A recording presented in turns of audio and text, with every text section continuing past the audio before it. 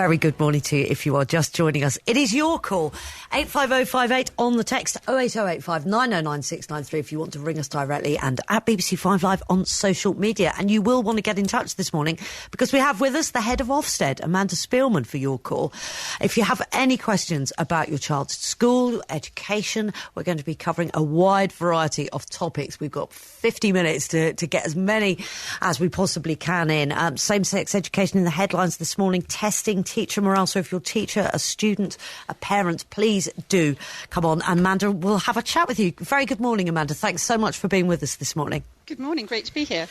Just before we get started, I mean, I have been having a chat with Branwen Jeffries ahead of speaking to you this morning about just what your remit is within Ofsted. And it is vast. It's bigger than most people think. Yeah, so before people start ringing in and putting their questions to you, just give us an idea of exactly what it is that you look at and inspect. OK, going from youngest to oldest, childminders, nurseries, schools, FE colleges, apprenticeships, and then, of course, there's the social care side, local authority, children's social care, children's homes, fostering and adoption agencies, and a number of other smaller remits. How do you manage it? We have very good teams. We have very clear responsibilities. We have a regional structure, each region led by a regional director, and really excellent internal communication to make sure that we share and discuss the tough issues that we see arising. Yeah, I mean, you, like so many other organisations, though, have had to get through some pretty tough times financially, and your budgets have gone down, as many others have. How have you managed to keep up that level of workload with less funding? By being ruthlessly focused on what makes a difference to children, and really starting at that end and thinking about everything that we do. What is it that actually helps children here and gets the focus on them? Well, with that in mind, then, before we go to our callers, and I know Rachel and Simon are up and ready to chat to you, is that, you know, the needs of the child, is that what has prompted this refocusing of what Ofsted's priorities are going to be now in the coming years? A focus less maybe on exam results for schools and more on the well-being, the overall well-being of the child? I think we saw a number of trends across various parts of the education system saying that perhaps there was a little bit too much thinking about progress in numbers terms and a bit of slippage in thinking about what's the substance underneath that, what's the education, what is it that the child is really getting. So this is about balancing the pieces of the system. Data measurement has a really important place in the system, but we have to think about what it means. Is it reflecting the kind of education that anybody would want for their child? Can we be sure that it's the right thing being done in the right way? Well, get in touch with us, 08085 909 693. We'll also be talking, of course, about mobile phone use in schools, whether or not that's a good idea, about school uniforms, about social media, etc., about stress from teachers. Rachel and Simon, a very good morning to you. Thanks so much. Rachel, what's your point? Good morning. My son has, he's just had a 5-day exclusion or suspension from school. He does have ADHD, so he has a special educational need. And this is a 5-day penalty for sticking up 2 fingers at another child, which I'm not condoning, with a threat of permanent exclusion next time if there's any more of this type of behaviour. So I've appealed this as his parent because I feel that the punishment doesn't really fit the crime. And I lost the appeal and was told that it was a safeguarding issue that my child had stuck 2 fingers up. Now, this is a 13-year-old boy. I'm not condoning it, like I said, but it's I don't feel that it's a fair punishment. And I think we know that there is a disproportionately amount of exclusions for children with special needs, particularly ADHD. This has happened in a previous school as well. And I currently feel like when my son has finished his education up to 16, obviously he has to carry on after that, but his main secondary education up to 16, I will be relieved when he's out of the education system. And I actually work in higher education myself, so I believe in education. And I feel that I probably speak for a lot of other parents as well. I have reported this to Ofsted in the past, and I do feel that Ofsted will only act in the next inspection, which I fully understand. But I feel like parents are helpless, and I feel like, I'd like to be able to help other parents who are in a similar situation. What can we do in the short term? What's your reaction to that, Amanda? Because they are disproportionately being excluded, aren't they? If you look at the figures for children with autism that make up the overall numbers of children being excluded from school, they make up quite a significant figure. Why is this still happening? We know that children with special needs are disproportionately excluded. Absolutely. Excuse me. The slight complicating factor here is that children are likely to get a special needs label for precisely the kinds of behaviour that are associated with significant disruption and exclusion. So it's not as simple as saying any relationship disproportion is wrong. But every school should be running a behaviour policy that is clear, well enforced, but that above all makes it easy for children to behave well, that makes the default sort of behaving well, cooperating with school routines and policies. If a behaviour policy isn't working, then it's very definitely something to raise with school governors, and depending on whether it's an academy or a local authority school, with the academy trust or with the local authority. Okay. I mean, does that satisfy you, Rachel? It does, but we do know that there is a lot of, I won't say illegal exclusion, but there was a Children's Commissioner's report in 2017 on the use of illegal exclusions, and we do know that this is happening. And I just wanted to know what you had to say about the overuse of exclusion and the crime not fitting the punishment. Okay. Obviously, go ahead, Amanda. We've been particularly concerned about informal and illegal exclusion for some time. There's off-rolling is the term that's being used. In fact, we drew it to the Children's Commissioner's attention last year. We've been giving inspectors flags in the inspection briefings to highlight schools where there's unusual levels of movement. We're doing everything that we can to make sure that inspection identifies, and we've published a few reports now on schools where we've found that children are being excluded in ways that they absolutely shouldn't be, without going through the proper processes. Well, this is it, and because it's supposed to be a last resort, Amanda, isn't it? It's exclusions are supposed to be an absolute last resort. So can I just ask you at this point, do you believe that schools are only doing that, or do you believe that schools are using it willy-nilly? Exclusion is a formal process with various checks and balances in it. My biggest concern is about children who are vanishing out of the back door, if you like, without the kind of scrutiny and checking, and without the kind of discussions about what is in the child's best interest. That's where I am most worried. Did you want to come back? Sorry to cut across you, Rachel. Go ahead. It's okay. No, it's fine. It's just the last point I wanted to make was that these children need a good education. Absolutely. More than anyone. And they deserve that. And we're not talking about children that should be in a special school, or we're talking about mainstream education where every child deserves to be educated. And I just going back to the policies, I just want to say one last thing, and that is that they've used safeguarding as that my son is a safeguarding risk. Now, I work in higher education to do with healthcare, and I know what safeguarding is, and this is not safeguarding. Yeah, it's impossible for me to comment on an individual case. Yeah. No, of course. So it's difficult for me, but absolutely,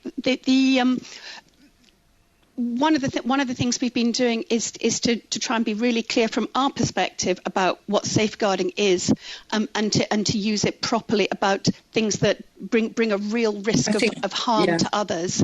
Okay. It's a term that's used that we do. It's like health and safety. It can expand to cover an infinite amount of stuff. Yeah, and we need to make sure that it's used properly about the things it should be used for. All right. Yeah. Thank you very much indeed, Rachel, for your call. Much appreciated. Simon is with us as well, who's the head teacher of a special school called Chailey Heritage. Thank you for being with us, Simon. What did you want to say? Hiya. Okay, I'm head teacher of a special school, a part of NAS, the National Association of Special Schools, and I am just so delighted with the way Ofsted is going under Amanda, with the going beyond the data and looking at the intention, implementation and impact of the curriculum. It's all the most fantastic stuff. I'm so delighted. We're awaiting Ofsted. Our window's been open for 18 months, so could be any day. What I really worry about for special schools, specialist settings, special needs kids in mainstream is how are inspectors trained to have that conversation? We're talking about the curriculum, knowledge, content, all that. In a specialist setting, it's going to be very, very different. And how are inspectors trained? Amanda? We put quite a lot of our time and resource into inspector training. We have a whole team that prepares inspector training, which is partly bringing in sort of new material to think about, partly discussion, case studies, activities to help moderate inspector judgment. And of course, the experience of inspecting itself, teaming with more experienced inspectors, the quality assurance by more experienced inspectors. It's a complicated system, but we put a great deal of emphasis on making sure that inspectors properly understand and apply the models and processes consistently. And we've already been doing training in the areas that are getting more emphasis in this new framework we've just published for over a year already. So we think inspectors are going to be really well prepared. It is one of the criticisms. It's research-based. Go on. It's research-based. It's really intellectual. I love it. But where is the special needs aspect? Where is the training for those who go into specialist settings like mine? Like I was trying to say before, Amanda, the curriculum conversation that you will have in a mainstream primary, secondary, wherever, might be very, very different in a special school. For example, in my school, we're not looking at knowledge, we're not looking at that sort of content, we're looking at skills for life. What I want to know is that an inspector who comes in has been trained to have that curriculum conversation, which I want. I really Are they trained want. Differently, Amanda? Well, there are some sessions that are specific to different types of setting, and some that are general. But in the same way, there are some principles that are absolutely there for all children's intellectual development. Some need to take it more slowly than others, but the basic principle that we're building in of inspectors seeing coherence, systematic accumulation over time, apply just as much. And I know Chailey Heritage. It's a marvelous school.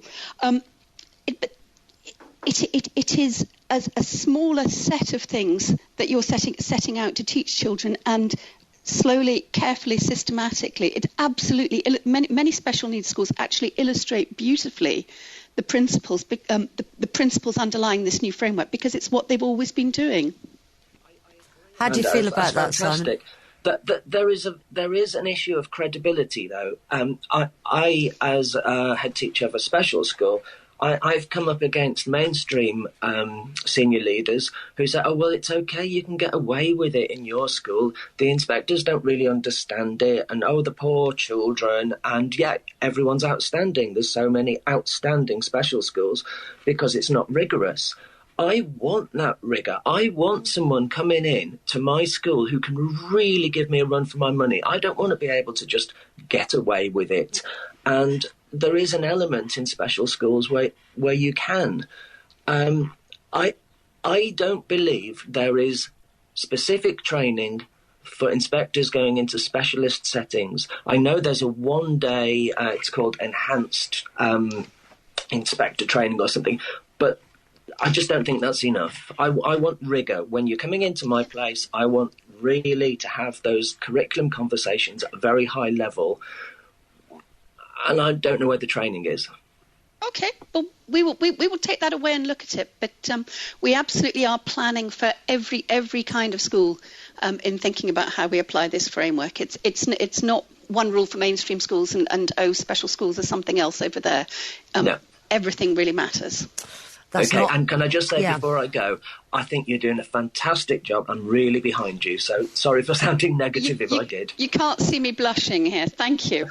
Simon, it's really good. Thank you very much indeed for your call. That is quite the statement, though, Amanda, that actually Simon feels that special schools aren't tested rigorously enough because there's a sense that they can get away with it, certainly from the other schools, because it's not as rigorously tested. And it's definitely something I'm sure that children whose parents whose children attend special schools will want to look at. There's a text from a mum here that says, my daughter attended a special school because she has autism with Asperger's. She was able to do GCSEs at the special school and decided she wanted to go on to further educational college. She had teaching support in place for her first year, but then lost it in her second year there and it left her struggling. Very hard for her to attend. She would love to have gone to complete the 3 years, but she couldn't cope with the mainstream side of college. I think more provisions should be put in place to help pupils with special needs in further education colleges. It does somewhat drop off a cliff, doesn't it, that the help that's available depending on what age you are. It's certainly true that the greatest part is focused on children of school age. Having said which, a lot of FE colleges do a phenomenal job, including for high needs children. But FE colleges are under particular pressure on funding, as we all know, actually much greater pressure than schools. So your texter may well be absolutely right that a college wasn't able to provide enough support, and that is concerning. OK, listen, let's have all of your texts. Amanda Spielman, the head of Ofsted, thank you very much indeed for being with us on the programme today. 08085 909 693 if you want to ring us directly. We would love to hear your voice, hear your experience. 85058 on the text and at BBC 5 Live. If you want to get in touch on social media, David in Aylesbury says, regarding teacher workload, as a current primary school teacher, I see lots of promising initiatives from the government to reduce teacher workload. For example, to clarify what Ofsted does not expect to see. How can we ensure that these initiatives reflect changes in the actual work teachers do at school? At the moment, this doesn't seem to have much bearing on the actual work teachers have to do in terms of planning, assessment, etc.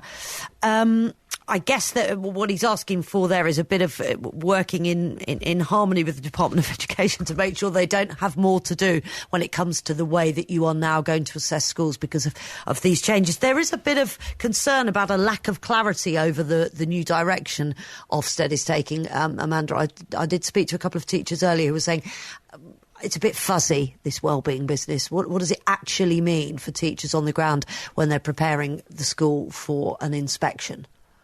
I don't think we've been fuzzy, and this is not a framework that is headlined teacher well-being, but we're taking teacher stress and workload very seriously. And the biggest single identifiable piece in this, I guess there's a couple of pieces I'll talk about. One is around behaviour. We know that poorly managed behaviour is one of the biggest sources of teacher stress and burnout. So we've got a whole extra level of emphasis on whole school, on the clarity of behaviour policy, on the consistency of application, on real senior management support for that, because we know that is one thing that really contributes to teacher burnout.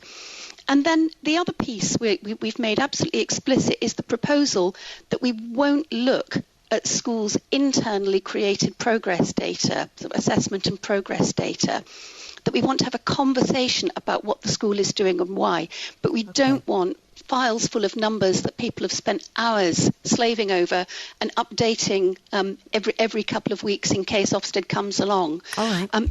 To really go on. Take out something that we know is a pretty chunky user of teacher time. That sends a very explicit and clear signal, I think. OK, fair enough. Emma Kell is with us, who's been a teacher for 21 years in London, teaches French, wrote a book, How to Survive in Teaching. Emma, very nice to have you on the programme. Johnny Berliner is with us as well, who's an educational consultant, science teacher and researcher. Johnny, who I spoke to earlier on, actually on the programme, and this was the point exactly that I've just put to Amanda. How do you feel about her response to it, the slightly fuzzy wellbeing aspect? Well, I mean, and I certainly I understand everything you're saying, and I think it's absolutely bang on, if I'm honest. I guess what I was really concerned about is how you're going to judge the quality of education without some kind of measurement in there, without some kind of metric. How is this judgment going to be made? Well, first of all, we are using the external published data. We haven't said we're going to ignore the reported outcomes, which schools are going to be. Those are assessment programs that schools are part of anyway. And we've also, I don't know if you've seen, but we've done a number of pieces of curriculum research work to test the indicators that we think we can use to judge quality, and we've been publishing this. We've published a study, I think, showing how those build up and how we're using them in pilot inspections. We're doing a program, I think, of something like 250 pilot inspections using the indicators we've developed to make sure that we can do this in a sufficiently sort of coherent and consistent way. And so far, it's stacking up pretty well. Okay, Emma. Morning, Amanda. Thank you for making yourself available like this. I'm really interested in workload in particular and teacher wellbeing, obviously, although that can be a bit of a fuzzy term in itself. I think we've had a problem over the last few years whereby teachers or head teachers and senior leadership teams have excessively tried to interpret what Ofsted will want. And I really welcome the focus in the new draft framework on excessive workload. I'm just wondering how you will establish whether the workload that particularly main scale teachers have around admin and duplication of tasks and so on is excessive, and what the next steps will be in terms of your feedback to schools and working with schools to make sure that all of the work teachers do has a direct impact on students and student progress. This is genuinely one of the most difficult things to get right, because we all know that there is a tendency to overreact to anything that Ofsted is seen to want or to be saying. And the last thing we want is to trigger an overreaction on this. So what we're building into the framework is quite a small step. But if you look at the weight of the framework and the conversations that it implies about what's taught and how it's taught, it actually shifts quite a lot of the weight of inspection away from the main scale teachers in the classroom towards middle and senior management, to what they're to being about what they're doing and how they're doing it. So it actually transfers, I think, quite a lot of the weight away from the people who are probably the least able to carry it. This text says, my wife's a teacher. Can you ask why it's acceptable for schools to have a, quote, Ofsted plan, which is put into action once a school visit is announced? I mean, and this is exactly what you're talking about, is this sort of tailspin that Ofsted inspection promotes in a school, in the sense that immediately people are absolutely panic-stricken and trying their best to prepare for getting what they think you want out of them. I mean, it's not necessarily the best way to take a measurement of a school, is it? It's not. And there's a bit of a third-party industry, unfortunately, in telling schools to be afraid, and that if they buy this person's services or that person's services, they can be fully prepped and defended. It's depressing and worrying, and that's why I'm trying to do everything I can to defuse this. What happens with these third parties? When you say that, that's sort of intimating that an industry is building up around it a little bit. So who offers their services? Offers the big bad wolf of Ofsted is coming, and we'll help make sure you get an outstanding report. What happens there, Amanda? Well, I have never been to any of their sessions, but there are quite a lot of people who've set up as and companies who've set up as consultancies offering very specifically Ofsted preparation services. In fact, we had a training conference for one of our regional groups of inspectors a few months ago in a conference centre, and I found that the rooms opposite had been booked by a training consultancy. Oh, the irony. Indeed. I wonder who vets them. Well, that's one of my concerns. They're often people who haven't been in the system for quite some time. Johnny, do you know anybody who uses them, schools that use these third-party consultants to get them through an Ofsted? I mean, I haven't come across them, and certainly when I call myself a consultant, I'd like to distance myself from those kinds of people. Well, quite. Very much, I try and help teachers work in a very nice sort of cross-curricular way to support teachers. But as you say, no one's regulating these people. They are a problem. They are taking money out of an already cash-strapped system. Yes, indeed. No, sorry. I didn't mean to insinuate that you were one of those people. There are some very good consultants as well. I don't want people to think that all education consultancy is a bad thing. There are so many texts coming in on so many different subjects. We're going to cover bullying. We are going to cover school uniform. We are going to cover mobile phones.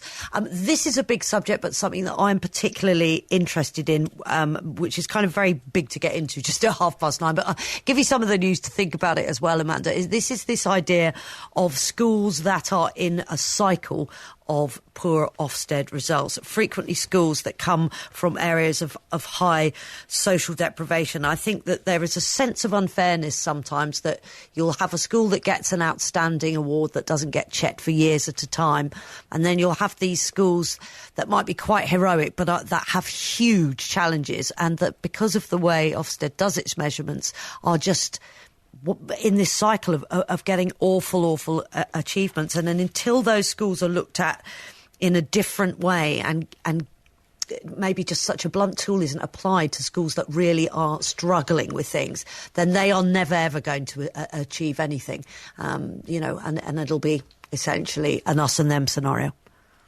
Okay. Did you say we had some news coming, or do you want me to talk about that now? You think about that, if that's okay. Okay. And Rob is going to give us Richard. God, why am I looking at him? Rob is on my right. Richard is on my left. It was an early start, Amanda. I do apologise. Richard has the news. And a very good morning to you. If you are just joining us, we have the head of Ofsted, Amanda Spielman, for your call this morning. Amanda, thank you again very much for being with us. It's a pleasure. 85058 on the text and at BBC 5 Live. If you want to get in touch with us on social media, ring us directly, 08085 909 693. A lot of you are texting on this very hot topic of same-sex education in schools at the moment, something that Amanda's been quite strongly spoken about. But just before we went to the news, I was asking you about the lower attainment schools, the schools that are really struggling with bad budgets in deprived areas that never get out of this cycle of bad Ofsted. They really need a helping hand. So there were two things tied together in what you said to me just before the break. Them and the outstanding people that never get re-examined. Yeah. The outstanding piece I've been really clear about. It was an exemption that was created with the best of intentions, but I think we've seen the consequences. It's not fair to other schools, and very few people seem to like it. So I very much hope that will be seen soon as having had its day. We'd like to be inspecting outstanding schools routinely. We are inspecting as many as we can this year. Coming back to this deeper problem around schools with a really tough job to do, I absolutely recognise the concern. The basic difficulty we have here is, who is this all about at the end of the day? I think I said when I started talking, it is all about children. Inspection judgments are not a judgment of the particular head or even the particular leadership team. They are a judgment of the experience that children are getting. But if those children, sorry to cut across you, are exposed to huge social challenges because of the area that they live in, then their learning experience is going to be different no matter what those teachers are doing. Absolutely. But nevertheless, we have to make sure that what an Ofsted judgment means in terms of the quality of the child's experience means the same no matter where in the country you are. We cannot say it's all right for a child in this deprived part of the country to get a worse experience than a child in this rich part. That wouldn't be fair. So what we do is we make 4 judgments underneath the overall effectiveness judgment, and one of those is the leadership and management judgment, and that can be different. It's very often better than the overall judgment. For schools in deprived areas, it is particularly much more likely to be better than the overall effectiveness judgment.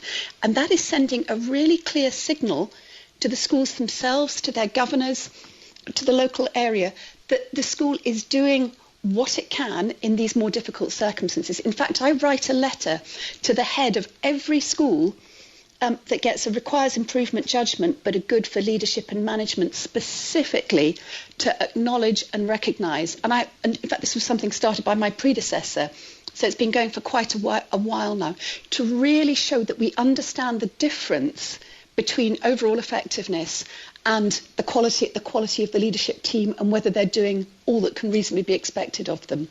We've got a text, as I said, Amanda, from Daniel, and another one just come in from Jacqueline, taking the totally opposite view on same-sex education. It's a big talking point. Daniel says, democracy is about living and letting others live, not by forcing people to teach their children against their religious beliefs. It's time for Amanda Spielman to start adopting some British values herself and stop falling for secular lobbyists who are intolerant of faith and faith schools. Jacqueline takes the opposing view to say, I've just turned on the radio where I heard that as part of the new Ofsted rules, children will be taught about same-sex relationships. I think this is an absolutely fantastic development. I nearly cried. She said, I work with children. I asked a child what a lesbian was. They asked what a lesbian was. I explained very gently and positively. But when the mum found out, I was sacked from my job. I still didn't stop telling children when I was asked about it. This is wonderful news, she says. Very late, but wonderful. So there you go. There's sort of two extremes of it. Let's deal with Daniel's point first. If you send your child to a school and believe that they will be brought up in accordance with what you believe religiously, and that is not in favour necessarily of same-sex relationships, how do you square that circle? We have many faith schools in this country, and they often offer an excellent standard of education. And schools are absolutely free to teach children the tenets of their faith. There is no restriction on that. But at the same time, we also have law which sets out very clearly that there are protected characteristics which include religious belief, which include sexual orientation. And schools are required in law to make sure that children understand in an age-appropriate way that these characteristics exist and are protected. So what age does it will this start at then, would you say? Well, this is one of your callers misunderstands what I said. I was talking about what's in law through the Equalities Act and other pieces of law, and the Department of Education publishes guidance for schools. Yes, but you have said, haven't you, that all children must learn about same-sex couples regardless of their religious background. I wonder what age you would expect that to start at. There is a different level of understanding that you would expect from a 10 or 11-year-old in primary school from an 18-year-old just finishing in the sixth form. That there is a great deal of leeway. We leave it down to individual schools to decide what's appropriate in their context. And like many things in England, actually, we give an immense amount of discretion to individual schools, which is one of the reasons it's tough, because a lot of schools are having to decide how best to handle this one, which is an extremely sensitive thing for a lot of faith groups, and as well as for people with very strong excuse me, with very strong interest and concerns about LGBT issues. Well, this is it, and you've got schools where hundreds of people, parents, are now protesting outside. Why not lay down the law to them in the first place, and if you're going to give schools autonomy, just let them make the decision when and where they want to teach about this anyway, and not say you must do it. I'm absolutely not making the decision. It's a decision that's been made by a democratic government through the Equalities Act and previous pieces of legislation.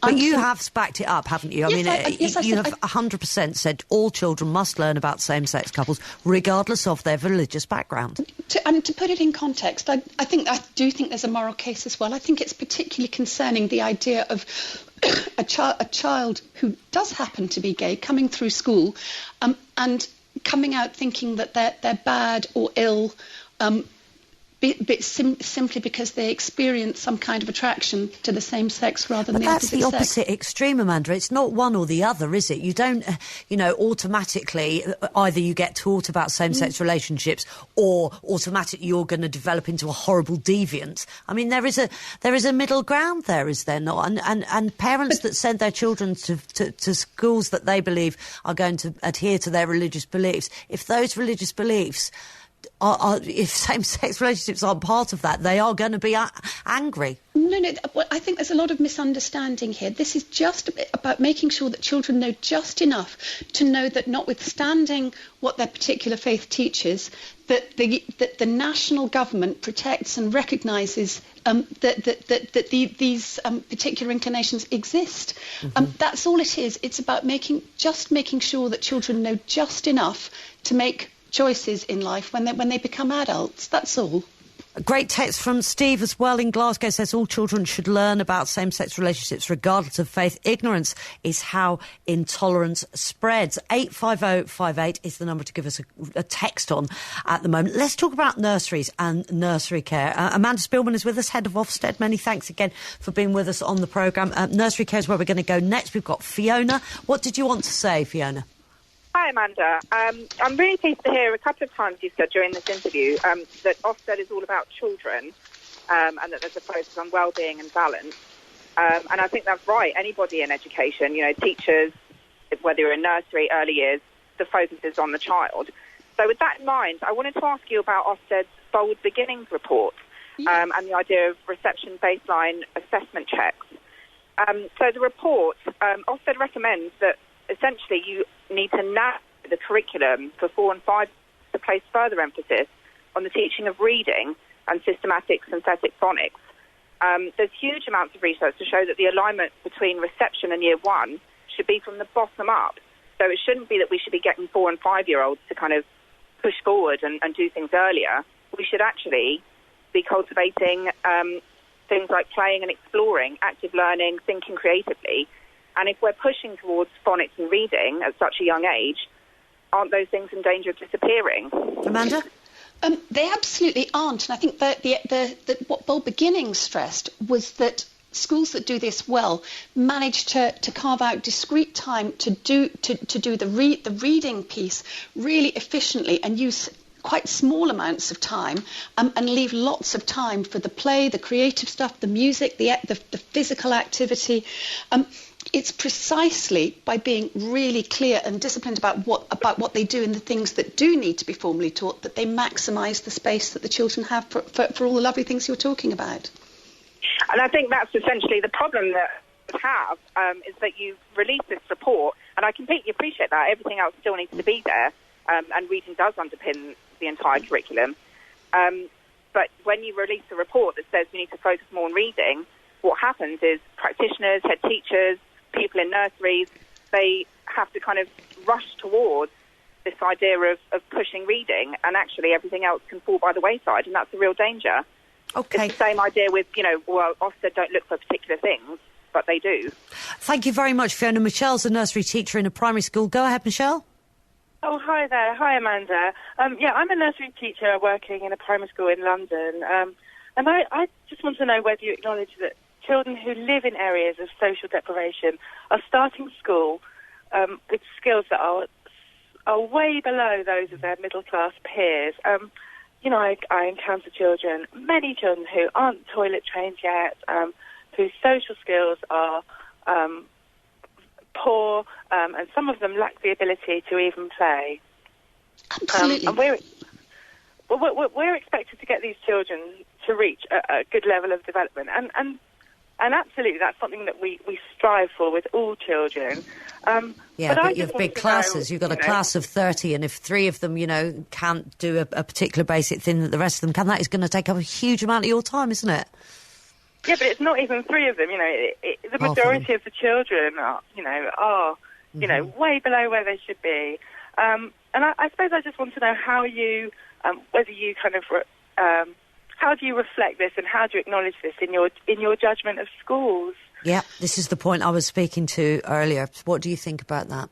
Well, first of all, I absolutely recognise it. In fact, lack of toilet training for children arriving, not just in nursery classes, but in reception is something I've talked about twice already, including in the context of our annual report. And an astonishing number of people in primary schools came back to me to say, yes, this really is a problem for us. Other people said, nonsense, you're manufacturing something, but I know that it is a real problem. And the language point as well. And actually, the previous caller talked about Bold Beginnings. One of the things we really stressed in that was the importance of oral language and lots of opportunities for children really to be engaging in oral language development. And one of my concerns actually in early years is making sure that we don't accidentally allow a lot of that intensive oral language stuff that the children you're talking about most need happen only if those children happen to want it to happen. How do we make sure that we really have all the children engaged in the singing, in the stories, in the pieces that they really, really need? How does that satisfy you, Michelle? What do you think?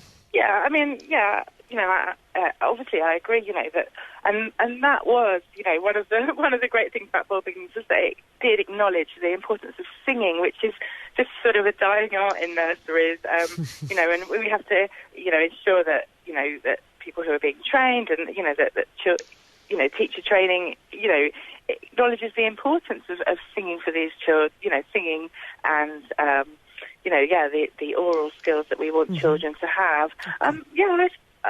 Okay. Listen, thank you. We all know how critical early years education is for long-term educational achievement, and I just, it's absolutely that acknowledgement that children are starting from such a lower place than some of their peers. Very much so. Thank you very much. It's good talking to you, Michelle. And Angela's with us on a slightly different topic now. Angela, you're a foster carer. What did you want to ask the head of Ofsted? Hi, good morning. Good morning, Amanda. I'm actually here this morning with my best friend Sharon. We both foster for Halton Council and have done so for over 15 years. And between us, we've fostered more than 34 children. And what we wanted to ask Amanda this morning was, there are over 70,000 children in care in England. We know from research that children in care massively underachieve compared to their peers. What can you do to ensure that outcomes for children in care improve to the same level as others, especially in terms of mental health, education and career opportunities? OK, Amanda?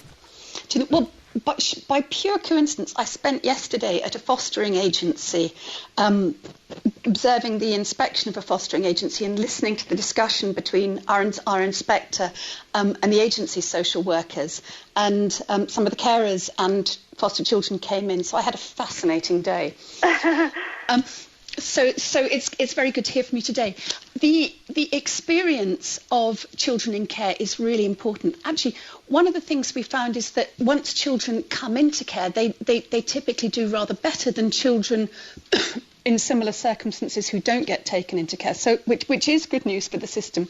So the pieces I'm concerned about are partly about the social services side of things in our local authority inspections, partly in our local area special needs inspections, because quite a lot of children in care do have special needs of various kinds, making sure that the coordination that ought to exist really is there.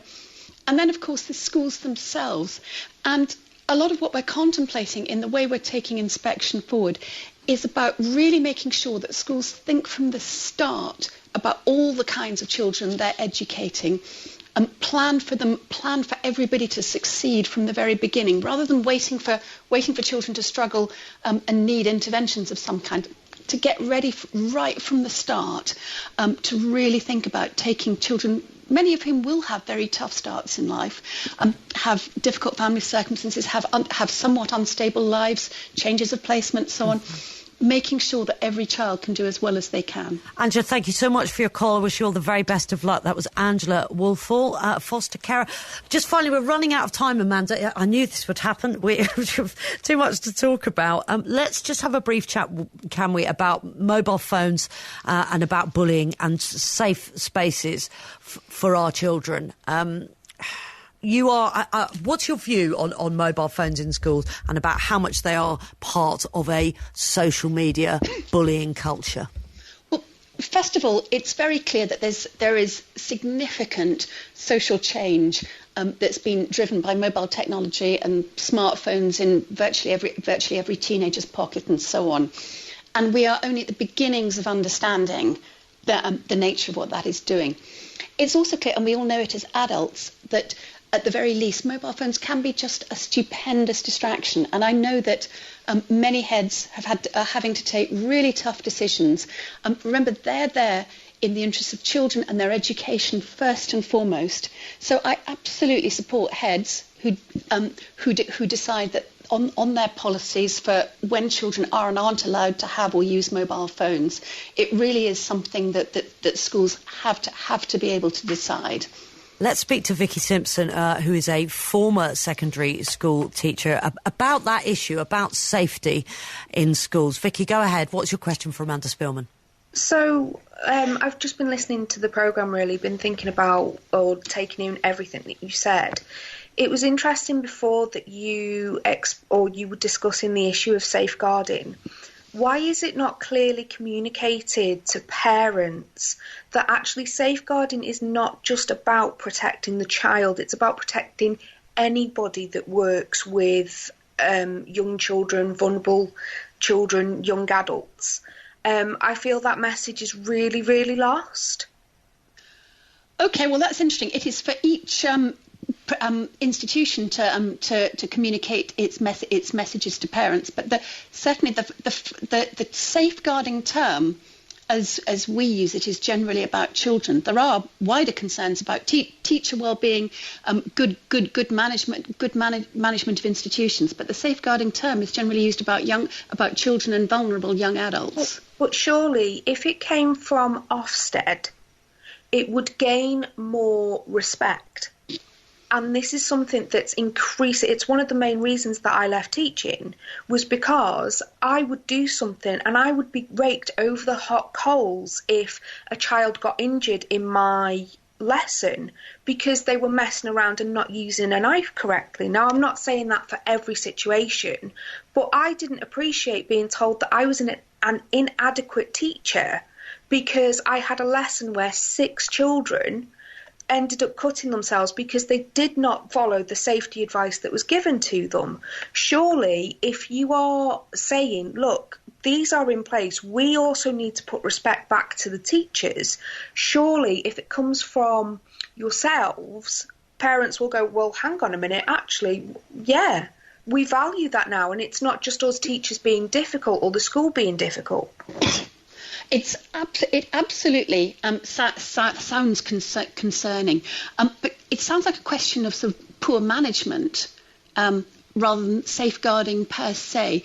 I think it's quite important that we don't let the safeguarding word extend out into being everything around health and safety and everything about how an institution is managed. That way you get sort of blurring and confusion. But I absolutely would be concerned, first of all, about whether the teacher was being properly supported in this situation. Secondly, about whether there was the clarity about the sequencing of what's taught and how it's taught to make sure that children get the relevant skills and sense of responsibility, sort of piece by piece. But it's a bigger picture, and I don't think just calling it safeguarding is necessarily the best way to deal with it. Amanda, thank you very much indeed for being with us on Your Call this morning. It's been great having you on. I know that you've given a lot of answers on a lot of different subjects, so we really appreciate you putting yourself up for the challenge. I hope it wasn't too much like a trip to the dentist for you. It's been great. Thank you very much. Good stuff. Amanda Spielman, who is, of course, the head of Ofsted. Well, that is it for Thursday's Your Call. We will be back tomorrow. It'll be myself and Jeff Lloyd presenting. Goodness knows what will have happened. Goodness knows what the political landscape will be like come tomorrow morning. Well, Emma Bonnet can give us a fairly big insight into what's currently happening. Emma.